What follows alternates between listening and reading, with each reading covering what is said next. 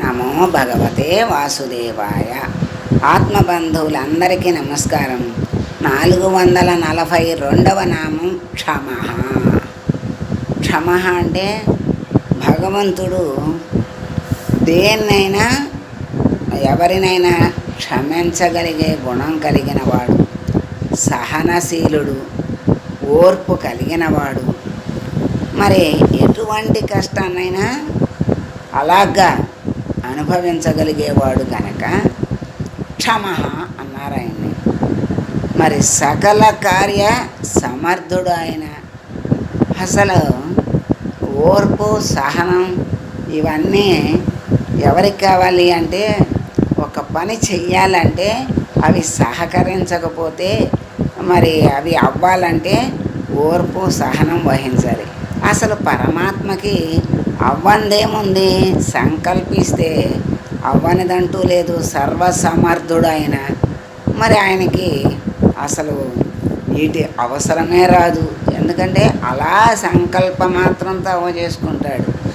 కానీ ఇక్కడ ఎందుకు అన్నారు అంటే, మరి రామావతారం ఎత్తాడు ఆయన.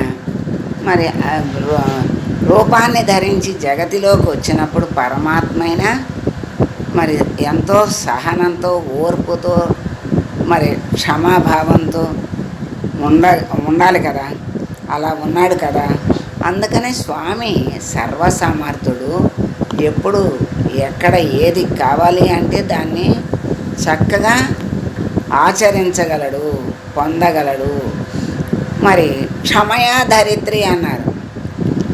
పృథివీలాగా భగవంతుడు సహనశీలుడు అని వాల్మీకి చెప్పారు, శంకరులు చెప్పారు. అసలు పృథివీని సృష్టించింది ఎవరు?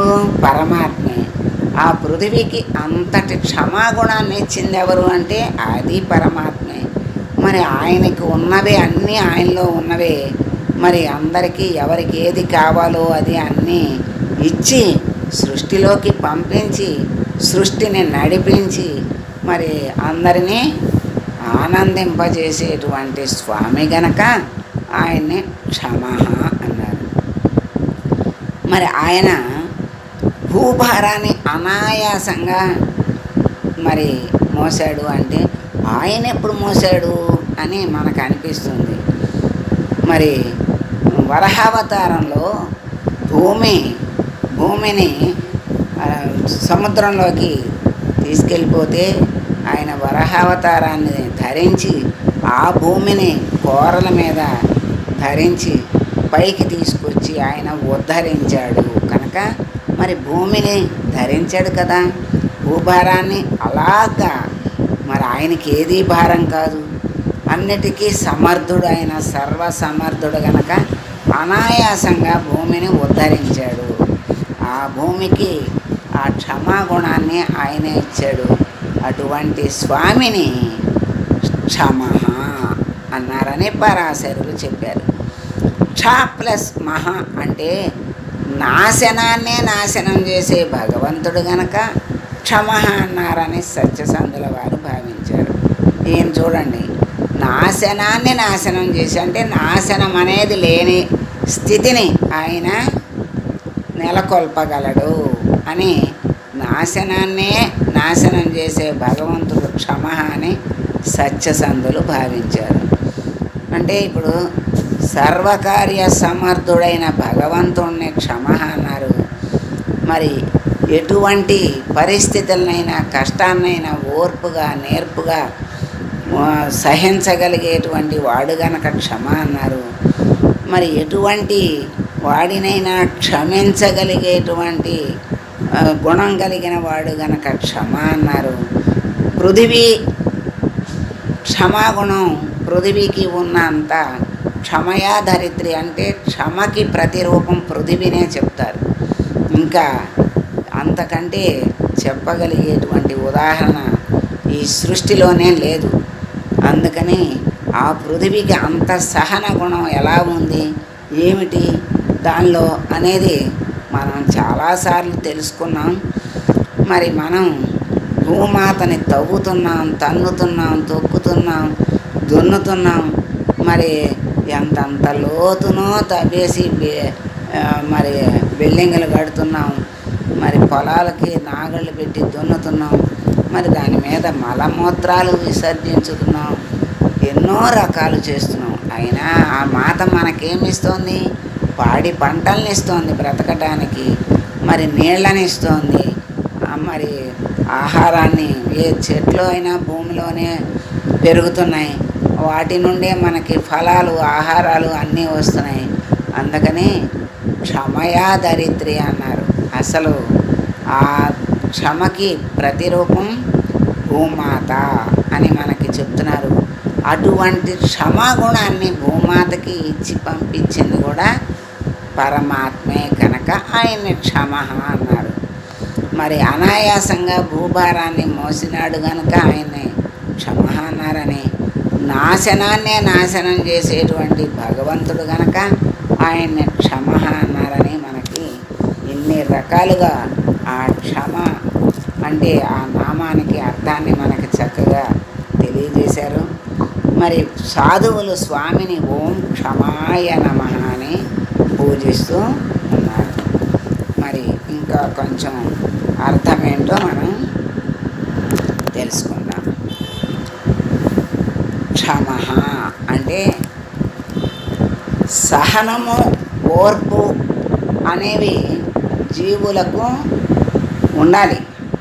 ఆ శక్తి సామర్థ్యాలు ఉంటేనే ఏదైనా ఒక కార్యాన్ని సాధించాలి అంటే ఆ సహనము, ఓర్పు అనేవి ఉండాలి. అవే పరీక్షలు లాంటివి జీవులకు. ఈ జీవుల యొక్క శక్తి సామర్థ్యాలను మరి తెలుసుకోవాలి అంటే ఈ మరి ఒక పనిలో ఉండేటువంటి ఇచ్చేటువంటి ఆటంకాలు, వచ్చేటువంటి ఆటంకాలు అయ్యే ఇస్తాడు భగవంతుడు. వీళ్ళ యొక్క ఓర్పు సహనం ఎంతవరకు ఉంది అని పరీక్షిస్తూ ఉంటాడు.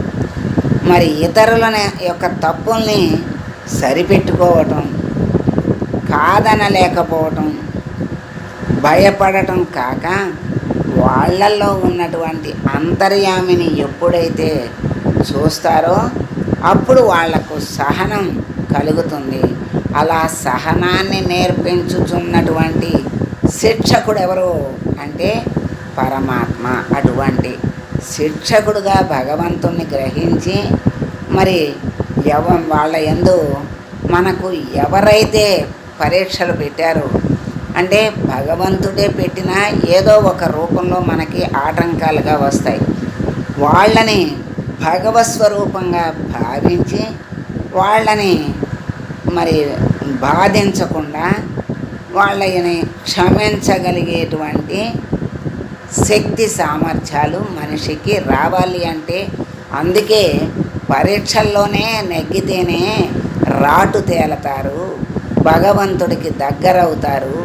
ఆ పరీక్షలే భగవంతుడికి దగ్గర చేస్తాయి అంటారు. మరి ఆ బంగారాన్ని కొంచెం మలినం ఉన్నా దాన్ని పుటం పెడితే అంటే కరిగించి ఆ బంగారాన్ని చెత్తని తీసేసి మేలిమి బంగారాన్ని చేస్తారు. అంటే ఆ బంగారం ఎంత వేడిని భరించి అది కరిగి ద్రవంగా మారుతుంది. మరి అలా అంత భరిస్తేనే దానిలో ఉన్న మలినాలన్నీ పోతాయి. అంటే అలాగే పరీక్షలు కూడా అందుకే చెప్తారు మనకి ఆ పరీక్షలే అపజయాలుగా భావిస్తూ ఉంటాం. అవి అపజయం అనేది మనకి ఒక మెట్టుకి ఒక ఆధారంగా ఒక మెట్టుగా మనకు ఉపయోగపడుతుంది కానీ దానితో ఆగిపోకూడదు. ఉత్తముడైనటువంటి వాడు ఒక పనిని ప్రారంభిస్తే దాన్ని అపజయమని అడ్డంకులు వచ్చినాయని మానేయకూడదు.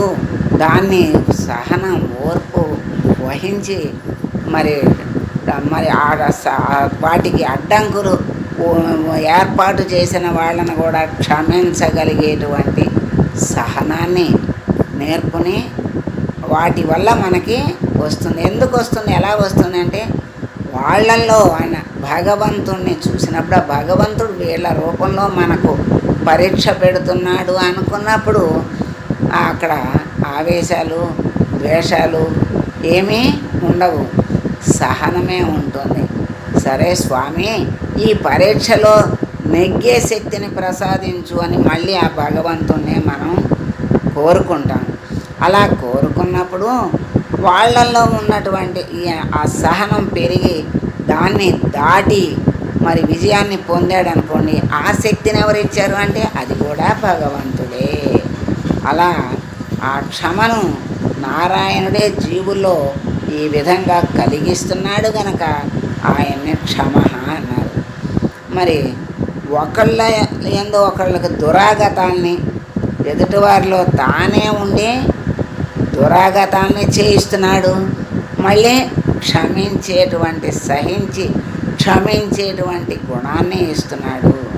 అందుకని మానవులు తోటివారిపైనైనా సరే, ఇతర జీవులపైనైనా సరే, ప్రకృతి పైనైనా సరే జరిగేటువంటి అపరాధాల్ని, దుర్జనత్వాన్ని మరి భూమి సహించినట్లుగా ప్రతి జీవి సహించాలి. అలా సహించాలి కదా. ఆ సహనం ఉంటేనే భగవంతుడికి దగ్గర అవుతాడు. అలా నా సహనాన్ని కూడా భగవంతుడే ప్రసాదించాలని భగవంతుణ్ణి కోరుకోవాలి.